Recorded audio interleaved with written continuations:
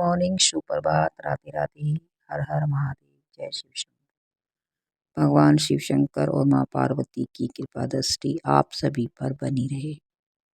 जो भी भगवान विष्णु और भगवान शिव की शरण में जाता है उनके सभी कष्ट वे समझते ही दूर कर देते हैं। ऐसा ही कुछ नारद जी के साथ भी हुआ।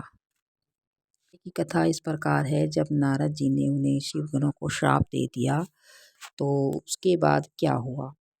उसके बाद माया मोहित हुए नारद जी उन दोनों शिवगणों को यथोचित शाप देकर भी भगवान शिव के इच्छावश मोह निद्रा से जाग न सके, यानी कि मोह में ही पड़े रहे। वे भगवान विष्णु के किए हुए कपट को याद करके मन में क्रोध लिए हुए विष्णु लोक को गए और समिधा पाकर प्रज्वलित हुए अग्निदेव की भांति क्रोध से जलते हुए उनका ज्ञान नष्ट हो गया था। इसलिए वे दुर्वचन पूर्ण व्यंग सुनाने लगे। नारद जी ने विष्णु भगवान से कहा, हे हरे, तुम बड़े दुष्ट हो, कपटी हो और समस्त विश्व को मोह में डाले रहते हो। दूसरों का उत्साह या उत्कर्ष तुमसे सहा नहीं जाता। तुम मायावी हो, तुम्हारा अंतःकरण मलिन है। पूर्व काल में तुम्ही ने मोहिनी रूप धारण करके कपट किया, असुरों को वारुणी मदिरा पिलाई, उन्हें अमृत पीने नहीं दिया।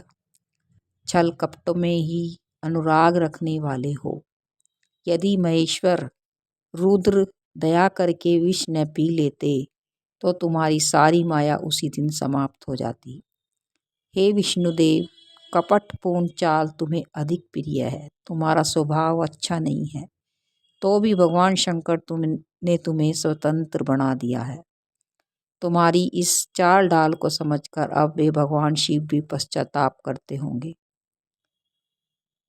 अब तक तुम्हें किसी शक्तिशाली या तेजस्वी पुरुष से पाला नहीं पड़ा था, इसलिए आज तक तुम निडर बने रहे हो। परंतु विष्णु, अब तुम्हें अपनी करनी का पूरा पूरा फल मिलेगा। भगवान विष्णु से ऐसा कहकर महामोहित नारद मुनि अपने ब्रह्म तेज का प्रदर्शन करते हुए क्रोध से खिन्न हो उठे और शाप देते हुए बोले, हे विष्णु, तुमने स्त्री के लिए मुझे व्याकुल किया है। तुम इसी तरह सबको मोह में डाले रहते हो। यह कपटपूर्ण कार्य करते हुए तुमने जिस स्वरूप से मुझे युक्त किया था उसी रूप से तुम मनुष्य हो जाओगे और स्त्री के वियोग का दुख भी सहोगे। तुमने जिन वानरों के समान मेरा मुंह बनाया था वे ही उस समय तुम्हारे सहायक होंगे, तुम्हारी सहायता करेंगे।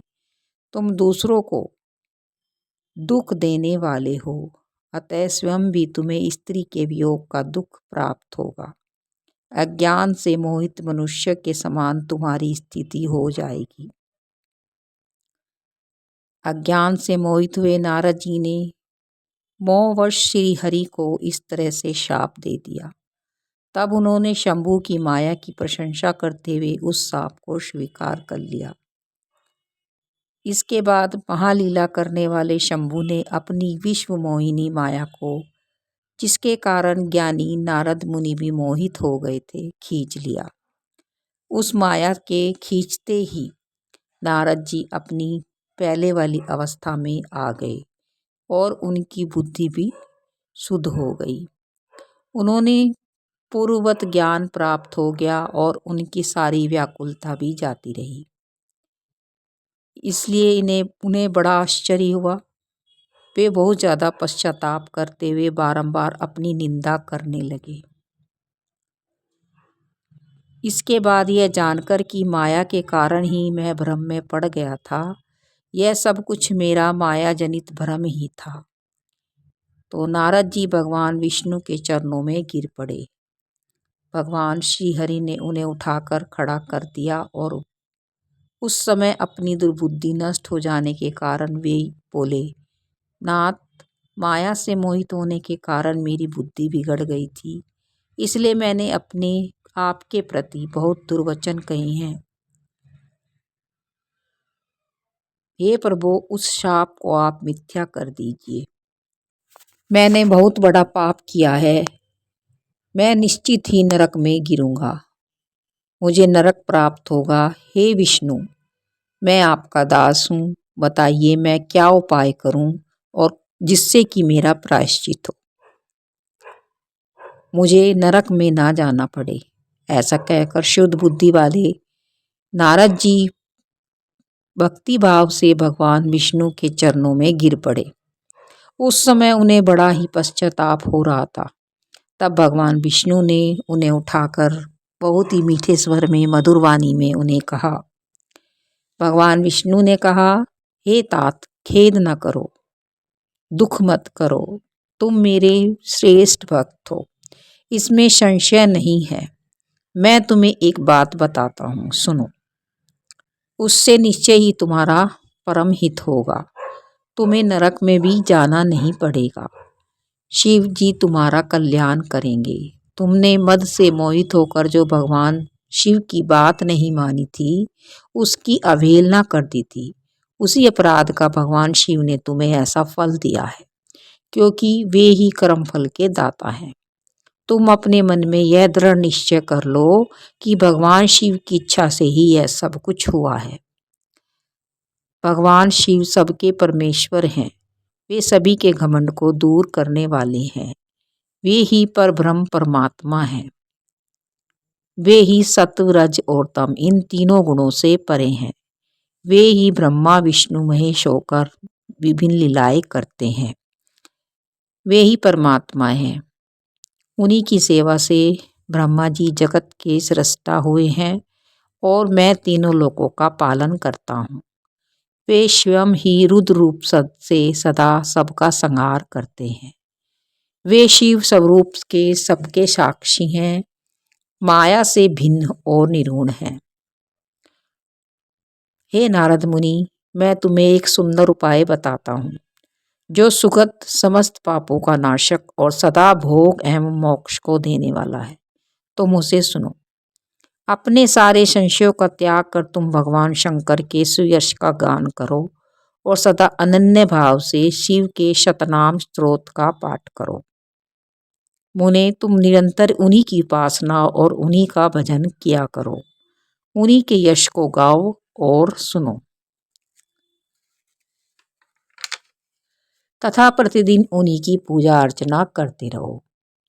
इससे तुम्हारा पाप दूर हो जाएगा और तुम नरक में भी जाने से बच जाओगे। जो लोग पाप रूपी दावानल से पीड़ित हैं, उन्हें शिव नाम रूपी अमृत का पान करना चाहिए। पाप दावाग्नि से दग्ध होने वाले प्राणी शिव नाम अमृत के बिना शांति नहीं मिल सकती। जो लोग शिव सतनाम का पाठ करते हैं, उनके पाप स्वतः ही दूर हो जाते हैं। संपूर्ण वेदों का अवलोकन करके विद्वानों ने यही निश्चय किया है कि भगवान शिव की पूजा ही उत्तम साधन तथा जन्म मरण रूपी संसार बंधन के नाश का उपाय है।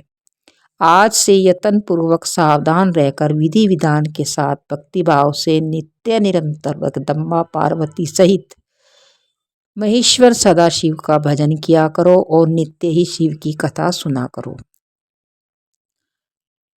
और गाथा ही कहा करो तथा अत्यंत यत्न करके बारंबार शिव भक्तों का पूजन किया करो। हे मुनि श्रेष्ठ, हृदय में भगवान शिव के चरणाविंदों की स्थापना करके पहले शिव के तीर्थों में जाओ। इस प्रकार परमात्मा शंकर के आनंदवन यानी काशी को जाओ। वहाँ वह स्थान भगवान शिव को बहुत ही प्रिय है। वहाँ भक्तिपूर्वक विश्वनाथ जी का दर्शन और पूजन करो। और जो कोई भी भक्त काशी में विश्वनाथ के दर्शन करता है और पूजन करता है, उनके पाप स्वतः ही दूर हो जाते हैं। ऐसा शिव पुराण की कथा में बताया गया है। और जो कोई भगवान की प्रसन्नता के लिए शंकर का महात्म्य और सतनाम स्तोत्र पढ़ते हैं या सुनते हैं, वे शिव के भक्त हो जाते हैं और शिव उनका कल्याण करते हैं। इस प्रकार भगवान शिव तुम्हारा कल्याण करें और सभी भक्तों का कल्याण करें। इस प्रकार प्रसन्नचित्त हुए भगवान विष्णु नारद मुनि को प्रेम पूर्वक उपदेश देकर श्री शिव का स्मरण वंदन और स्तवन करके वहाँ से अंतर्ध्यान हो गए। तो इस प्रकार उन्होंने नारद जी को शिव की स्तुति पूजा और उनका सतनाम स्तोत्र का पाठ करने का आदेश दिया, जिससे कि उन्होंने पाप किया है वो समयतः ही दूर हो जाए और उन्हें नरक में न जाना पड़े। और जो कोई भी भक्त श्री सतनाम स्तोत्र का पाठ करता है, सुनता है या पूजा करता है, शिव की शरण में जाता है, उनके पाप समझते ही दूर हो जाते हैं। ऐसा शिव पुराण में बताया गया है। मिलते हैं नेक्स्ट वीडियो में। राधे राधे, जय श्री कृष्ण, हर हर महादेव। भगवान शिव और माँ पार्वती की कृपा दृष्टि आप सभी पर बनी रही। यह कथा दूसरों के साथ भी शेयर करें वे, जिससे कि इसका धर्म लाभ ले सकें। ऐसी ही और शिव पुराण की कथा को जानने के लिए, सुनने के लिए चैनल को लाइक और सब्सक्राइब करें। मिलते हैं नेक्स्ट वीडियो में। राधे राधे, जय श्री कृष्ण। वीडियो को अंत तक जरूर सुनना चाहिए, इससे हमें कथा का पूरा फल प्राप्त होता है और भगवान शिव की कृपा दृष्टि हम पर बनी रहती है।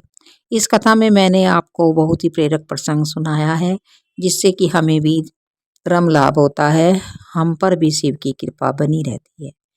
राधे राधे, जय श्री कृष्ण, हर हर महादेव, जय शिव शंभू।